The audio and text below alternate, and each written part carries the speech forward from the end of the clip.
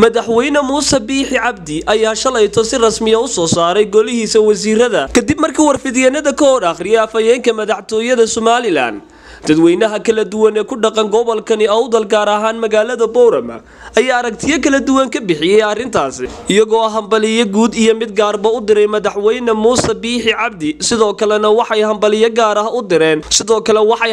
kaliya laaba u direen waxay si gaar ah u soo dhaweeyeen wasiirka wasaaradda ganacsiga warshadaha iyo dalxiiska Somaliland Maxamuud Xasan Saacad Saajin iyagoo haddaba arrimahaasi ka hadlaya waxa hadaladoodii ka mid ahaa bismillaahir rahmaanir rahiim halkan waxaan ka hambalyeeynaa madaxweynaha cusub iyo ku-xigeenkiisa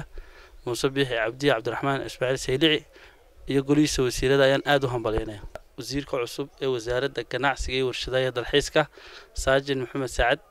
ayaan hambalye gaar ah u diraya alla inuu ku astiro xilka waxaan maanta yar garwaaqsaday inaan u hambalyeeyo madaxweynaha cusub ee Jamhuuriyadda Somaliland mudane Muuse Biixi Cabdi iyo madaxweyne ku-xigeenka dalka Jamhuuriyadda Somaliland Cabdiraxmaan Cabdullaahi Saylici iyo golaha wasiirada cusub oo soo magacaabay waxaan leeyahay golaha wasiirada oo soo magacaabay hambalyo meel walba joogtaan waxaan si gaar ah ugu hambalyeenayaa wasiirka Maxamuud Xasan Saacad Saajin oo loo magacaabay wasiirka wasaaradda ganacsiga dalxiiska iyo warshadaha waxaan leenahay ilaahay xilka lagu magacaabay ha kugu asturo ee gandahaaga la dhigay waanu kula shaqayn doonaa talo ahaan fikir ahaan iyo hogo tusaaleynba halkan waxaan ka hambalyeynaa madaxweynaha Jamhuuriyadda Somaliland mudane Muuse Biixi Cabdi iyo madaxweyne ku-xigeenka Cabdiraxmaan Cabdullaahi Saylici iyo golihiisa wasiirada gaar ahaan halkan waxaan hambalyo uga diraynaa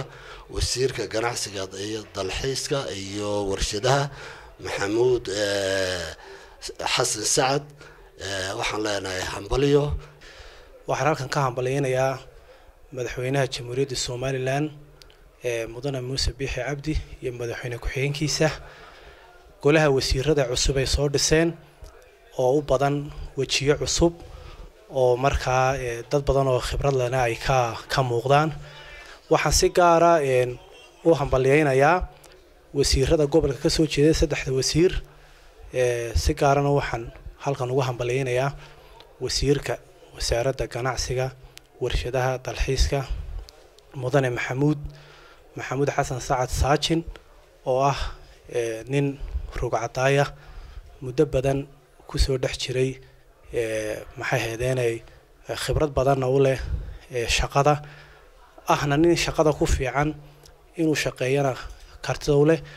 inaan hambalyeeyo madaxweynaha cusub iyo ku-xigeenkiisa waxaan kaloo hambalyeynayaa wasiirada cusub ee xilka loo wareegi doona iyagana waxaan Ilaahay uga baryayaa inuu xilka Ilaahay u fudaydiyo waxaan si gaar ah u hambalyeynayaa wasiirka wasaaradda warshadaha ganacsiga iyo dalxiiska Mr. Saajin anigoo kamid ah saraakiisha wasaaradda warshadaha waxaan leeyahay ku soo dhawow wasiir qof aqoon leh oo karti leh